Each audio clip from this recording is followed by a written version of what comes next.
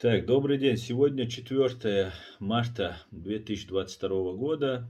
И я бы хотел записать видео с обращения по поводу провокации, которую готовит Давид Арахамия со своими товарищами.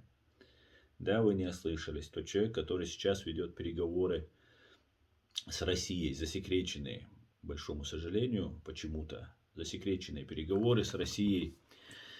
Так вот, сейчас я вам покажу видео, о чем тут говорит. Оно буквально меньше минуты. Послушаем, и я вам объясню, в чем дело. Зараз на цих ядерних об'єктах, атомних об'єктах цивільних, керують так звані кадировці, чеченські бойовики. Вони вбили декілька дуже працівників, які навчаються роками, десятками років, які контролюють ядерну безпеку. Ми вчора вночі, з 3-ї ночі фактично, коли почалась атака на ці об'єкти, ми доводили до всього міжнародного світу, що ми не можемо взагалі, і навіть Росія, ми вважаємо, не може гарантувати, що зараз в них в голові цих чеченських бойовиків. Вони можуть шантажувати потім і Росію. Дальше. І казати, давайте там незалежність Чечні там, чи щось таке. Тобто фактично конкретні терористичні угрупування захопили ядерні об'єкти. Це треба доносити, особливо це питання до іноземних журналістів. Всі мають зараз об'єднатись і Только что представитель президента на переговорах Давид Арахамия сказал, что даже Россия не может контролировать кадыровцев, что в случае захвата чеченскими боевиками, террористами атомной электростанции, видимо, речь идет об Чернобыльской атомной электростанции или Запорожской, которую сейчас, говорят, обстреливают. Сейчас эта тема в тренде. Он говорит, что они не могут, даже Россия не может. Фактически, страну-агрессора вот этот человек вывел из-под удара. Мы думали над этой темой. Я с своими коллегами, мы обсуждали эту тему и полагали, что такой сценарий развития, что захват атомной электростанции и потом требования каких-нибудь там радикальных исламистов каких-нибудь под видом, да, у ФСБ такие имеются, мы все это прекрасно знаем, и я лично борюсь с этими радикальными ФСБшными исламистами, которые позорят, проводят линию ФСБ, Путина, России, и всячески пытаемся им препятствовать. И мы думали над этим, и вот сейчас мы ожидали, что Арахамия, что это скажет Россия. Но нам сказал об этом Арахамия.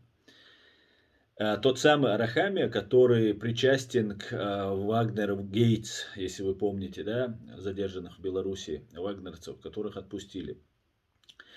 И сейчас фактически тот сценарий, который мы не озвучивали, чтобы не нагнетать обстановку и не запугивать население лишний раз в Украине, фактически это озвучил представитель на переговорах с Россией, человек.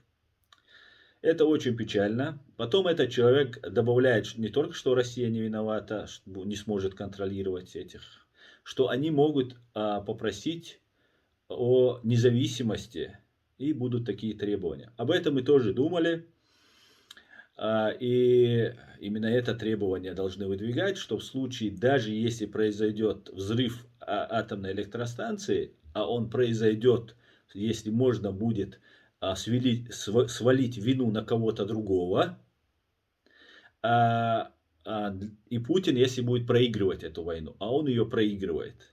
И сейчас этот сценарий запустил вот Арахамия, Давид Арахамия.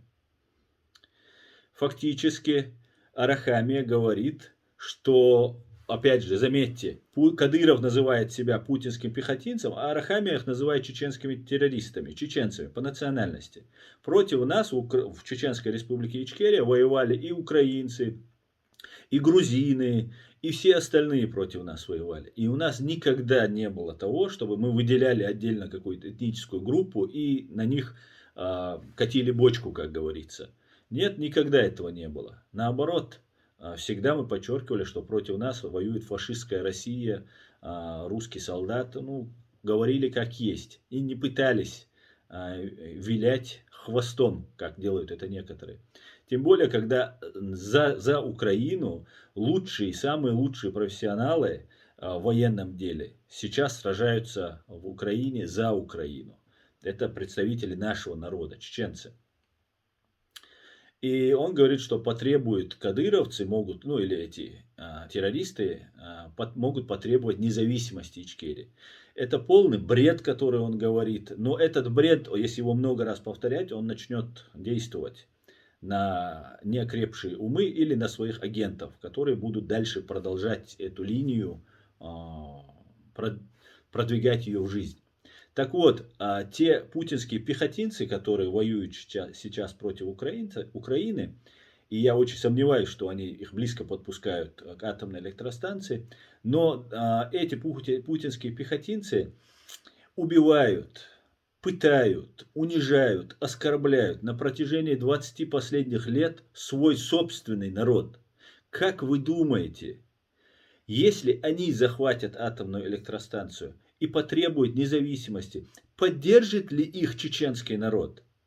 Примет ли этих убийц и садистов, тиранов, самих себя, потом как героев и спасителей? Нет, это не Шамиль Басаев, который всегда был против оккупации своей страны и сражался против этого.